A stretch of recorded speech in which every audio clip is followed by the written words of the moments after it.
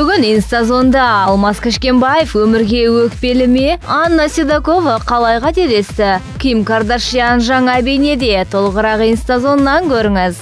Алмаз Кішкенбаев желіге жан түршіктіретін сурет салып шошытты оқырмандарын. Жүрегім менің неге тоқтап қала салмайсың деген суретке 470-тен астам жан пікірін жазды. Ал Анна Седокова сұлу сымбатын инстаграмда оқырмандарына көрсетуді ұйғарды. Қателігі көбейіп жүрме, біреуге көңілі қалған ба? Қателік жайлы әдемі сөздер жазып қалдырған суретті 85.660 адам ұнатып, барлығы сұлулығына тәнті болып жатыр әншінің. Ким Кардашьян жаңа жарнамалық суретке түсіп, желі оқырмандармен бөлісті. Ал қызыл түске толы сурет 3 миллионнан астам лайкқа лайық. Ал пікірлер бірі оң, бірі теріс әзірге. Бүгінге осы.